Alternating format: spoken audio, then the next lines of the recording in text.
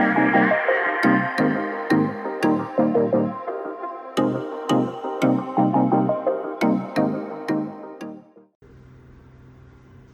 everyone, welcome to my channel Young Talk with Rajat.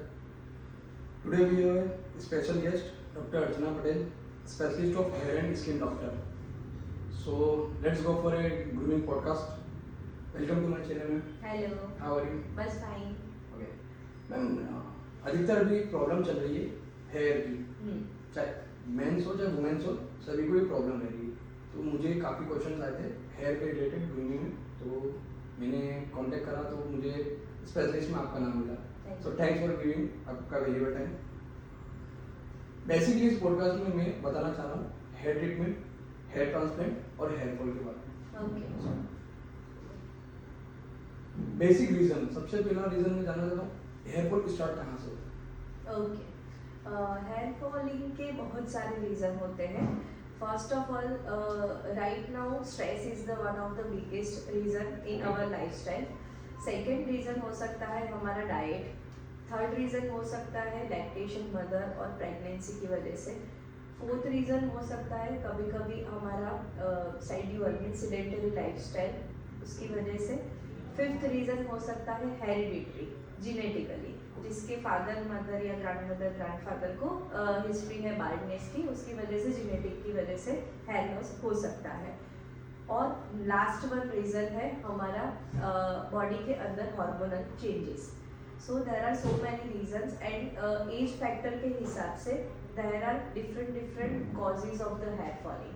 Reason सबके अलग अलग होते हैं. 20 साल की एज में उनकी एज अकॉर्डिंग रीज़न होता है. 30 के प्लस होता है तो उसके एज अकॉर्डिंग होता है. ट्रीटमेंट भी उस तरह से ही प्लान होती है. बेसिक क्वेश्चन है आज बॉयज में जो हेयर फॉल 35 या 40 प्लस हो रहा है, वही हेयर फॉल आज 20, 25, 30 के बीच में मेंस देख रहे हैं.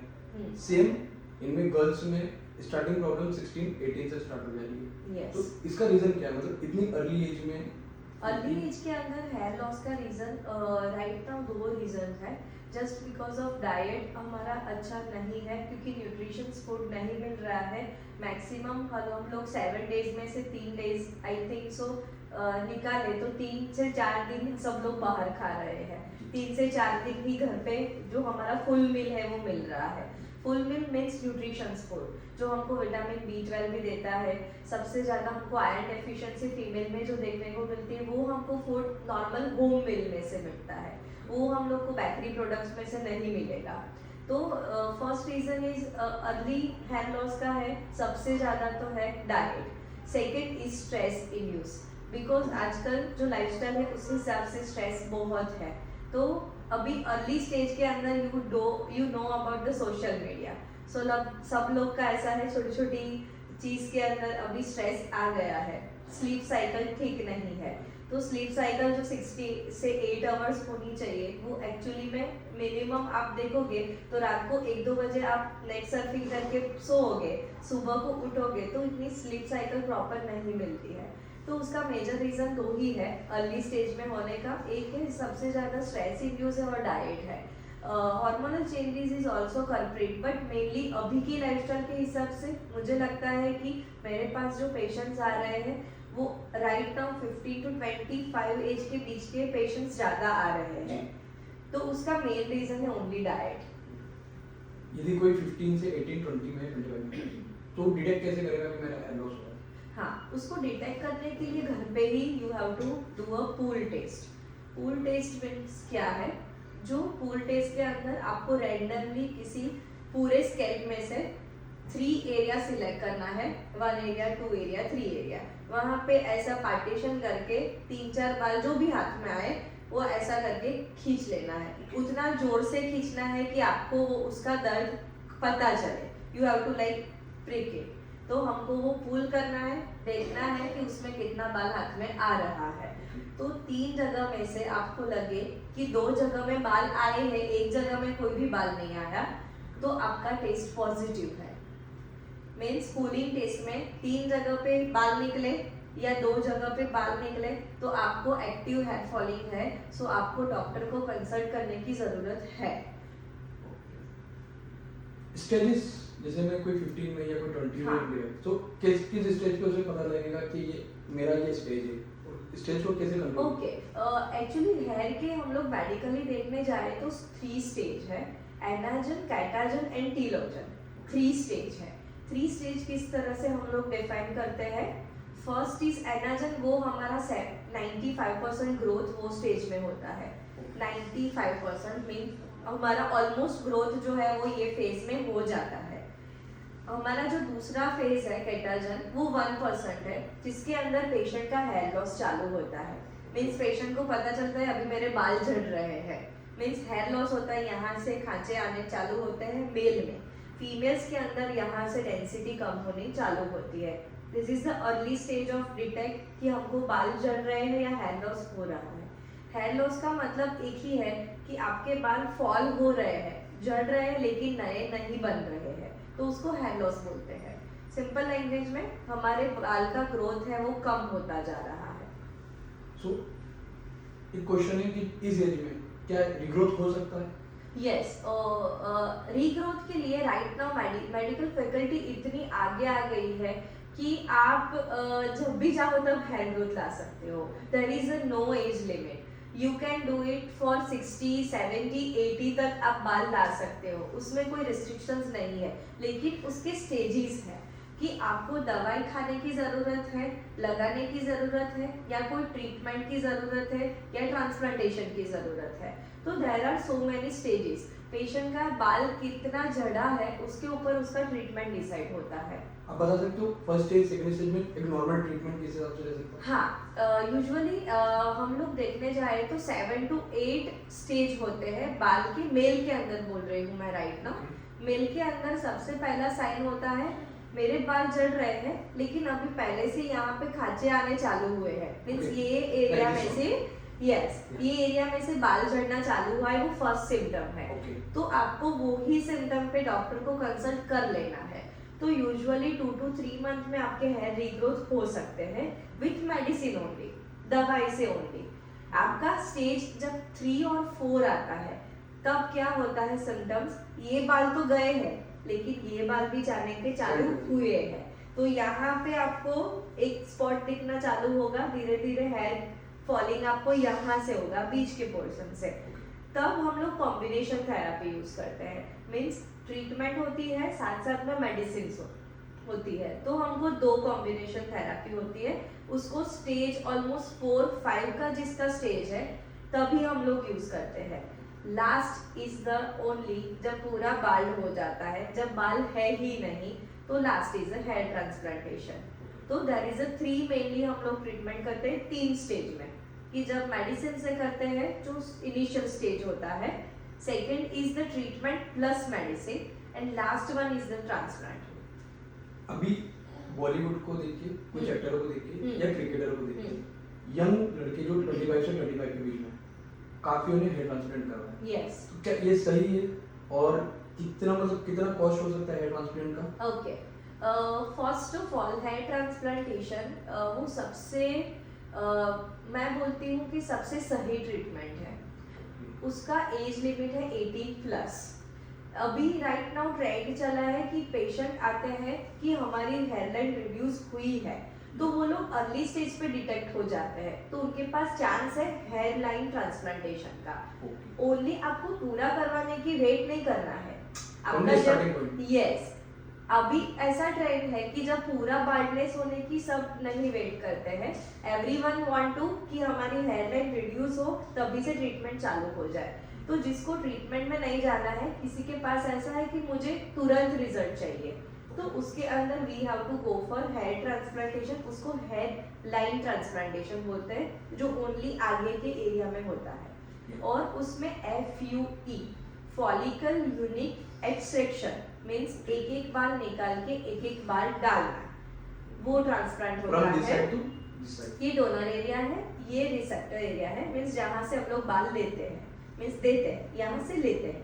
तो FUE वो वर्ल्ड वाइड आप कहीं पे भी जाओगे तो अभी एडवांस हेयर ट्रांसप्लांटेशन है, जिसके अंदर डाउन टाइम मीन्स पेशेंट को, डाउन टाइम का मतलब क्या है, पेशेंट को प्रिकॉशंस कम हो जाते हैं। मीन्स 1 डे प्रोसीजर है, ओनली 1 दिन का प्रोसीजर है, लेकिन आपको रिजल्ट 3 to 4 मंथ में दिखने को चालू हो जाता है। ये रिजल्ट परमानेंट होता है, ऐसा नहीं है कि 2-3 साल में चला जाएगा। You have to just maintain your hair. जैसे हेयर ट्रांसप्लांट का ये कितना कॉस्टली हो सकता है? यस, अभी कॉस्ट इफेक्टिव बोले तो FUE is the little bit costly FUT से। जो 5 साल पहले होता था FUT ट्रीटमेंट होता था, पूरा स्किन का हेयर निकाल के यहाँ पे ट्रांसप्लांट करते थे, उसको FUT बोलते हैं। अभी का लेटेस्ट है FUE, जो without any is the surgery of 1 day, और वो पूरी सक्सेसफुल सर्जरी है। उसमें आप फॉलिकल्स के हिसाब से कितने बाल डालने हैं उस हिसाब से उसकी कॉस्ट आती है। जस्ट उसका 1 ग्राफ्टिंग का कॉस्ट कभी कभी दिस इज अपॉन डॉक्टर्स के किस तरह से प्रैक्टिस करते हैं। यस, अभी हेयरलाइन हम लोग करते हैं तो यूजुअली अराउंड 40 to 50,000 के आजू बाजू उसका कॉस्टिंग हो जाता है, और जिसका पूरा बाल है उसका उस तरह से उसका सेंटीमीटर देख के उसका चार्जिंग डिसाइड होता है। उसका मिनिमम चार्जिंग इज 35,000 जब उसका हेयरलाइन पूरा उसमें कवर होता है। किसी ने हेयर ट्रांसप्लांट करवा लिया, गारंटी देता है कि कोई इफेक्ट नहीं रहेगा, साइड इफेक्ट, और आगे उसको यस, इसका पूरा गारंटी रहता है, इसका साइड इफेक्ट नहीं है। Just because of donor area भी आपका ही है, आपका ही हम लोग फॉलिकल लेके हम लोग ट्रांसप्लांट करते हैं, तो इसका कोई साइड इफेक्ट नहीं है। सेकेंड चीज, गारंटी भी मैक्सिमम 99% होती है। 1% गारंटी माइनस उसके लिए होती है कि किसी को हार्मोनल चेंजेस हुआ, बीच में कोई उसको इलनेस हुई या कोई ऐसा डिजीज हुआ जिसमें उसको हेयर लॉस हो जाते हैं, तो उसकी गारंटी नहीं होती है। अदरवाइज सक्सेसफुल ट्रीटमेंट है। इसका हेयर ग्रोथ जो फैक्टर है वो डिपेंड अपॉन पेशेंट होता है। जो हम लोग ट्रांसप्लांट करते हैं तो किसी को 3 मंथ के अंदर पूरा ग्रोथ दिखता है, किसी को 4 मंथ में दिखता है, लेकिन उसका अप टू 6 मंथ तक पेशेंट को पूरा ग्रोथ दिख जाता है। एक क्वेश्चन मेरे को सेंड करा था कि मेरा जैसे मैं हेयर ट्रांसप्लांट करवाना चाहता हूँ, हाँ। बट मैंने कहीं पढ़ लिया कि वो कैंसर के सिम्टम्स में आ सकते हैं, तो क्या इसमें कुछ सच्चाई है? ये तो बहुत ज्यादा चल रहा है। या उसके अंदर 1% भी सच्चाई नहीं है, क्योंकि हमारा जो स्किन का लेयर है, एक्चुअली पहले बोलती हूँ स्किन के कोई 7 लेयर नहीं होते हैं, स्किन का ओनली 3 लेयर्स होते हैं। हमारा जो फॉलिकल्स मीन्स बाल की जड़ें हैं वो तीसरे लेयर में होती है, तो जो 2 लेयर होता है हम लोग वहां से सिर्फ फॉलिकल को निकाल के दूसरी जगह डालते हैं, तो उसके अंदर हमारा दूसरे मसल्स इन्वॉल्व नहीं होते हैं, तो कैंसर की पॉसिबिलिटी ही नहीं है, क्योंकि दिस इज द फॉलिकल जो स्किन में आपकी जड़ें हैं उसको ही निकाल रहे हैं। तो ये मिनिमम साइड इफेक्ट वाली सर्जरी है, इसके अंदर कोई ऐसी साइड इफेक्ट नहीं है, और इसके अंदर सब ऑब्जर्वेशन में करते हैं। प्री फिटनेस सर्टिफिकेट फिजिशियंस से लेके हम लोग ये सर्जरी करते हैं, तो कोई प्रॉब्लम नहीं आता है। किसी ने हेयर ट्रांसप्लांट करवाया, विथिन 2 ईयर से 3 ईयर्स में वापस उसका हेयर फॉल स्टार्ट हो रहा है, हाँ, उसका पॉसिबिलिटी है? यस, उसका मेंटेनेंस इज इम्पोर्टेंट, क्योंकि हम लोग बाल तो डाल दिए हैं, लेकिन उसको हम लोग नॉर्मल एग्जांपल ले तो if you are planting some tree, कुछ भी आप कर रहे हो, अभी उसको खाद नहीं दोगे या उसको पानी नहीं दोगे तो ऑब्वियसली वो सूखने वाला है। उसी तरह से हमारा हेयर है कि हम लोग फॉलिकल तो डाल देंगे, लेकिन मेंटेन करने की रिस्पॉन्सिबिलिटी पेशेंट की है।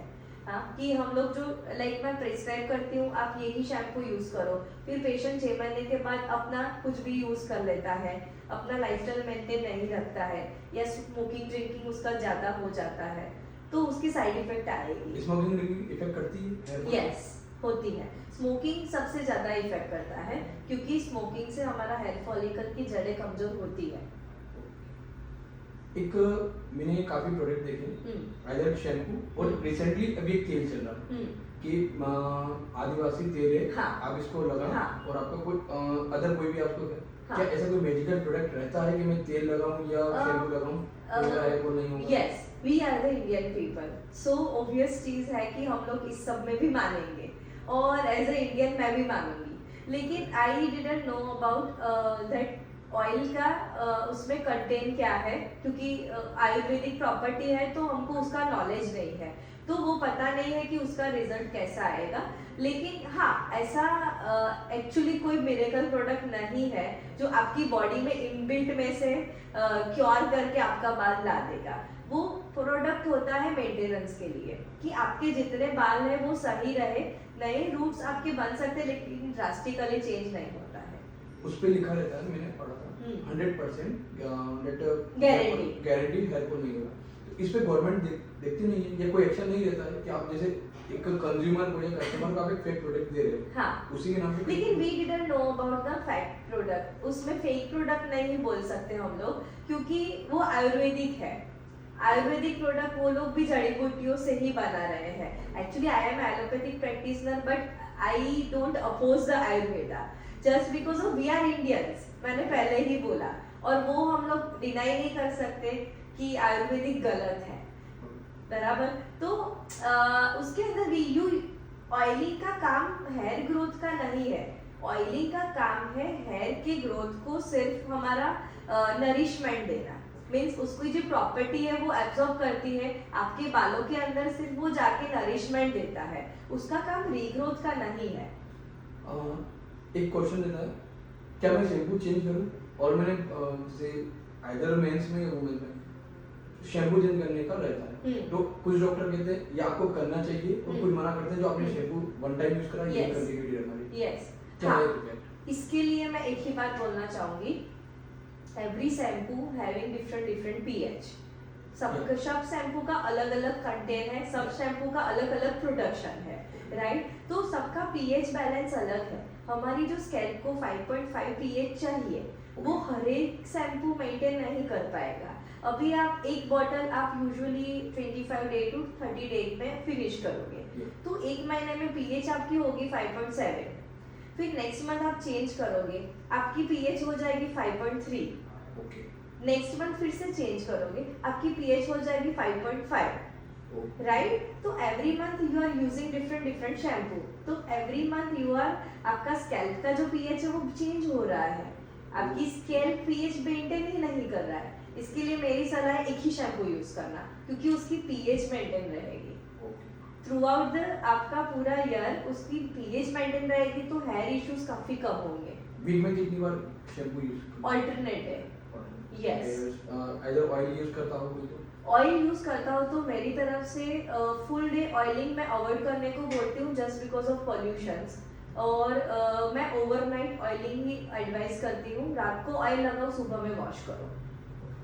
अब जो ये तो एक होगी एक सेक्शन है इसका। अब जो बेसिक है इसका जो रूट है वो है डाइट।